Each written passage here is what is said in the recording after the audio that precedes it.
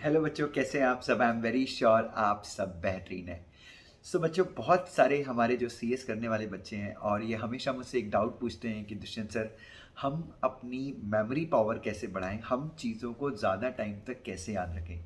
सो बच्चों, इस वीडियो के माध्यम से मैं आपको दो तरीके बताने वाला हूँ जिन तरीकों के माध्यम से आप अपनी जो रीडिंग पावर है उनको रीडिंग पावर और रिटेंशन पावर जो है उसको काफ़ी अच्छे से बढ़ा सकते हैं। You just need to follow two simple steps.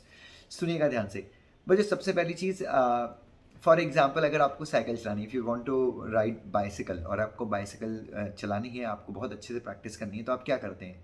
Definitely आप उस चीज़ को बार बार आप साइकिल चलाते हैं, राइट? आप बार बार साइकिल चलाते हैं और आप ज़्यादा अच्छे साइकिल चलाना कब सीखते हैं? जब आप उस साइकिल को उस वक्त चलाएं जब आपका कंसंट्रेशन सबसे ज़्यादा होता हो। कोई भी काम अगर आप कंसंट्रेशन के साथ करते हैं, जैसे थिएटर में जब हम मूवी देखते हैं, तो वो थिएटर वाले क्या करते हैं, what do they do is कि आपको पूरा हर एक लाइट बंद कर देते हैं। वो बाहर से आने जाने के रास्ते पे रिस्ट्रिक्शंस लगा देते हैं और उसके बाद वो मूवी दिखाते हैं आपको। और देखिए बच्चों, मूवी का एक एक डायलॉग आपको याद रहता है, चाहे कितनी भी घटिया मूवी हो, क्योंकि उस समय जब आप मूवी देख रहे थे, आप फ़ोन पे बात नहीं कर पा रहे थे और आपका सारा कॉन्सेंट्रेशन उस मूवी पे था। तो चाहे कितना भी कठिन कंसेप्ट क्यों ना हो, चाहे आप सीएस कर रहे हैं, सीए कर रहे हैं, तो कंसेप्ट को हम रिटेन कैसे करते हैं? तो बच्चों, सबसे पहला तरीका जो मैं हमेशा मानता हूँ, सबसे पहला तरीका ये है कि आपको उन चीज़ों को रीड करना है। The more you read them, जितनी बार आप रीड करेंगे, और कई लोग रीड करते हैं रट्टा मारने की नीयत से, वैसे नहीं। आपको चीज़ों को रीड करना है। और बच्चों, जैसे ही आपने चीज़ों को एक बार रीड कर लिया, आपको आंख बंद करनी है and just you have to, जैसे आपने 10 पॉइंट पढ़े, तो 10 पॉइंट का आप एक छोटा सा एक समरी अपने दिमाग में बिठा लें बस। ठीक है? तो और उसके बाद आप आगे बढ़ जाइए। तो पहली चीज़ हो गई। और ये इंश्योर कीजिए कि जब आप ऐसी पढ़ाई करते हैं, जब आप ऐसा पढ़ते हैं, तो आपका कंसंट्रेशन जो है, आपका पूरा दिमाग जो है वो पढ़ाई में लगा हो, ना कि किसी और काम पे। क्योंकि आजकल हम लोग डिस्ट्रैक्ट जल्दी हो जाते हैं और इस चीज़ के चलते ना हमारे दिमाग से चीज़ें बहुत जल्दी ओझल हो जाती हैं। So the very first thing is you have to concentrate आप कैसे कर पाएंगे? जब आप अच्छे से पढ़ेंगे। अच्छे से पढ़ के कब पाएंगे? जब आप कॉन्सेंट्रेट करेंगे। तो अच्छे से पढ़ाई कैसे होगी? जब आपका मोबाइल फ़ोन बंद है और आप ऐसे टाइम पे पढ़ाई करते हैं जब सारे डिस्ट्रैक्शंस नहीं हो।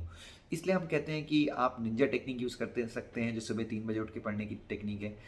बच्चों, लेट नाइट में क्या होता है, हम पढ़ाई तो करते हैं बट ना हमको नींद आती रहती है और हमारा दिमाग उतना एफिशिएंटली परफॉर्म नहीं करता। तो पहली चीज़, मैं आपको पहले टिप यही दूंगा कि जितनी बार हो सके आप चीज़ों को रीड कीजिए। ठीक है?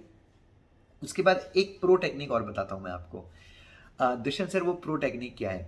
प्रो टेक्निक ऐसी है बच्चों कि जब आप पढ़ते हैं, जैसे फॉर एग्जांपल आप कंपनी लॉ में सेक्शन 186 पढ़ रहे हैं, loans and investment. Her bar exam में 2-3 क्वेश्चन वहाँ से आते हैं, कम से कम इस बार भी 2 क्वेश्चन आए थे। सो लोन एंड इन्वेस्टमेंट जब आप पढ़ते हैं, तो उसमें टोटल मेरे ख्याल से 10 या 12 जो भी है, 13-14 पॉइंट्स होंगे। तो आप क्या कीजिए, जब आप उस चीज़ को पढ़ रहे हैं तो आपने एक बार अच्छे से पढ़ लिया, उसके बाद उन पॉइंट्स को एक छोटी सी नोटबुक में लिख लें बच्चों। और उन पॉइंट्स को आप कभी मत देखिएगा, क्योंकि जब चीज़ों को आप लिखते हैं तो वो चीज़ आपके दिमाग में रिफ्लेक्ट होती है। आप जब लिखते हैं ना, तो आप कम से कम उस चीज़ को 3 से 4 बार और रिवाइज कर रहे हैं, आपका दिमाग उसको रिवाइज कर रहा है। तो मेक श्योर कि आप, जब आपको ज़्यादा इंपॉर्टेंट चीज़ें रीड करनी है, अपने दिमाग में रिटेन करनी है, तो आप उन चीज़ों को लिखने की आदत डालिए। That would really help you. So दो ही स्टेप है। पहला, the more you read, the more you read, the more you read, the more you written. पहला, ये नॉर्मल कंसेप्ट के लिए आप यूज़ कर सकते हैं। लेकिन जो प्रो कंसेप्ट हैं, जो आपके टीचर, जैसे मैं क्लास में पढ़ाता हूँ तो मैं बताता हूँ कि ये इंपॉर्टेंट है, ये ज़्यादा इंपॉर्टेंट है, यहाँ से आने की संभावना ज़्यादा है।